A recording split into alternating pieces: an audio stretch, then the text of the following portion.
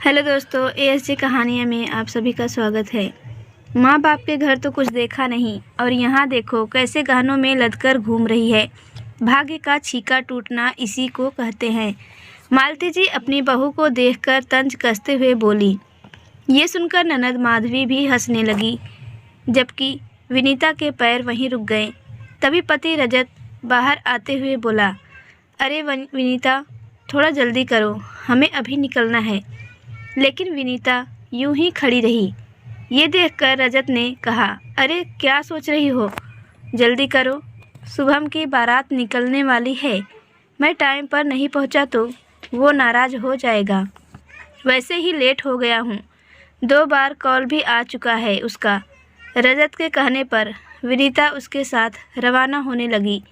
बाहर निकलते समय रजत मालती जी से बोला, मम्मी आप लोग भी जल्दी से तैयार होकर लड़की वालों के यहाँ ही आ जाना। बारात 9 बजे तक वहाँ पहुँच जाएगी। बिना मालती जी के जवाब को सुने ही रजत फटाफट बाहर निकल गया और उसके पीछे पीछे विनीता भी। देखा मम्मी, आपने भाभी कैसे घूर कर देख रही थी आपको, माधवी ने कहा। घूर रही थी तो घूरने दो, गलत थोड़ी ना कह रही थी। देखा कैसे तैयार होकर जाती है, इतने सारे गहनों से लदी हुई थी। अपने गरीब माँ बाप के घर पर देखा भी है उसने ये सब। मालती जी ने कहा, ये बात तो सही कही है मम्मी। कहाँ वो दरी बिछाकर ज़मीन पर बैठने वाले लोग और कहाँ हम लोग, हमारी तो कोई बराबरी भी नहीं है। माधवी ने अपनी मम्मी की हाँ में हाँ मिलाते हुए कहा, वही तो कह रही हूँ, और मैं सच कहती हूँ तो उसे बुरी लगती हूँ। मायके में तो ढंग के कपड़े भी नहीं देखे थे, गहने तो दूर की बात है। और यहाँ देखो कैसे बन ठन कर रहती है। वैसे इंसान को अपनी औकात नहीं भूलना चाहिए, मालती जी ने कहा। इधर कार में विनीता चुपचाप बैठी हुई थी। उसे चुप देखकर रजत ने कहा, अरे क्या हुआ तुम्हें, ऐसे चुप चुप क्यों बैठी हुई हो?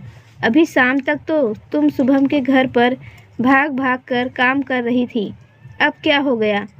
तबीयत ठीक नहीं है क्या? नहीं, कुछ नहीं हुआ, विनीता ने छोटा सा जवाब दिया। मम्मी ने कुछ कहा क्या? रजत ने उसकी तरफ देखकर कहा। क्या कहेगी मम्मी तुम्हारी, हमेशा ताने मारती रहती है। मैं कोई भागकर थोड़ी ना आई थी तुम्हारे साथ, तुम्हारी मम्मी खुद रिश्ता लेकर आई थी। पता था उन्हें कि मैं गरीब घर की हूँ, तो अब क्यों ताने मारती है? विनीता ने कहा। तुम छोड़ो ना मम्मी की बातों को, कहाँ दिमाग लगा रही हो? तुम्हें पता है ना कि ये तो उनकी आदत है। शादी में खुशी खुशी चलो और एंजॉय करो। रजत उसे समझाते हुए बोला। अरे क्या एंजॉय करूं? बोलने से पहले सोचती भी नहीं है मम्मी। हर जगह एहसान जताती हैं कि वो गरीब घर की बहू को लेकर आई है, उन्होंने मेरा उद्धार कर दिया है। मैंने अपने मायके कुछ देखा नहीं था, अब गहनों में लदी फिरती हूँ। और हाँ, एक चीज़ और, इंसान को अपनी औकात नहीं भूलनी चाहिए, विनीता मालती जी की नकल करते हुए बोली। ये देखकर रजत की हंसी छूट गई। सोच रही हूँ कि एक बार औकात दिखा ही दूँ, विनीता चिढ़ते हुए बोली। सुनकर रजत की और ज़ोर से हंसी छूट गई। रजत और विनीता की शादी को 1 साल होने को आया था। रजत का परिवार जहां उच्च मध्यम वर्गीय था, वहीं विनीता का परिवार एक निम्न मध्यम वर्गीय परिवार था। मालती जी ने विनीता को किसी शादी में देखा था और उन्हें वो देखते ही पसंद आ गई थी, इसलिए वो खुद विनीता के घर जाकर रिश्ता पक्का करके आई थी। भाई बहू का परिवार आर्थिक स्थिति से कमज़ोर है तो क्या हुआ, घर में बहू तो आ रही है। वैसे भी आजकल रिश्ते मिल नहीं रहे, और फिर वो थोड़ा दबकर भी रहेगी। सोचकर मालती जी ने रजत और विनीता की शादी करवा दी। लेकिन पता नहीं क्यों जो सास खुद बहू को ढूंढकर अपने घर लेकर आती है, उसे बाद में उसमें 10 कमियां क्यों नज़र आने लगती है। अब जब भी विनीता तैयार होती थी तो मधु जी कुछ न कुछ तंज ज़रूर करती थी। शुरू में विनीता ने कुछ नहीं कहा था, लेकिन अब उसे चिढ़ होने लगी थी। पर अभी भी उसने पलट कर जवाब नहीं दिया था। पर उसने मन ही मन ठान लिया था कि अब चाहे कुछ भी हो जाए, वो मालती जी को जवाब देकर ही रहेगी। इसके लिए उसने इंतज़ार किया अगले महीने उसके मामा ससुर के बेटे की शादी का। अब तो मालती जी के मायके में ही शादी थी और इस शादी को लेकर वो अच्छी खासी उत्साहित भी थी। शादी क्योंकि एक ही शहर में थी, इसलिए मालती जी सुबह जाकर शाम को आ जाती थी। लेकिन लगन टीके के दिन वो अच्छे से तैयार होने के लिए घर पर आई थी।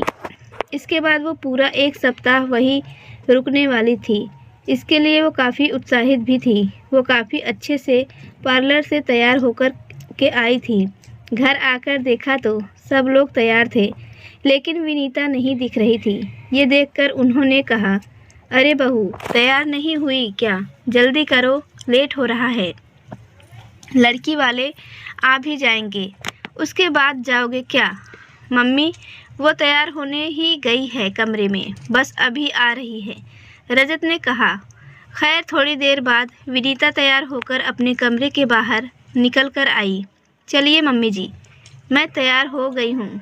मालती जी ने उसकी तरफ देखा तो विनीता एक सिंपल से साड़ी पहने हुए थी।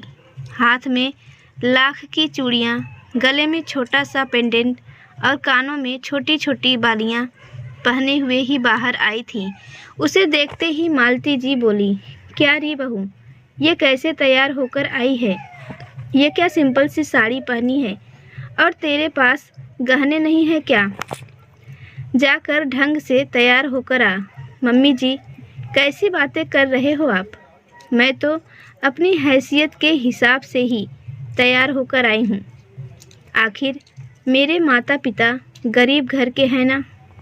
मैंने अपने घर पर थोड़ी ना इतने गहने देखे थे, इसलिए मैं शादी में तो ऐसे ही जाऊंगी, विनीता ने कहा। ये सुनकर मालती जी रजत की तरफ देखकर बोली, रजत देख क्या बोल रही है ये इस तरह से वहाँ जाएगी तो मेरी नाक ही कट जाएगी। अरे हमारे परिवार की इज्जत के बारे में तो सोच। मम्मी, आप ही तो हमेशा कहती रहती हो कि इंसान को अपनी औकात नहीं भूलनी चाहिए। इसने अपने मायके में कुछ नहीं देखा, यहाँ आकर गहनों में लदकर घूमती है। अब ये अपने हिसाब से रह रही है तो आपको उससे भी समस्या है। रजत ने कहा, गलती हो गई मुझसे जो मैंने ये सब कहा। अब मेरी नाक मत कटवाओ। वहाँ से फ़ोन पर फ़ोन आ रहे हैं, इसे कहो जल्दी से तैयार होकर आए। आइंदा ऐसा कुछ नहीं कहूँगी मैं। मालती जी हाथ जोड़कर बोली, क्या मम्मी, बहू अगर तैयार होकर रहती है तो आप उसे उसके मायके की औकात बताना नहीं भूलती। ये सब कहते हुए आप ये भूल जाती हैं कि अगर बहू तैयार है तो उसके साथ आपके परिवार की इज्जत भी जुड़ चुकी होती है और अब उसकी हैसियत उसके पति से जुड़ी हुई है, रजत ने कहा। ये सुनकर मालती जी ने अपनी नज़रें नीचे कर ली। ये देखकर रजत ने विनीता को जल्दी से तैयार होकर आने को कहा, पर उस दिन के बाद से मालती जी ने ऐसा कभी कुछ नहीं कहा।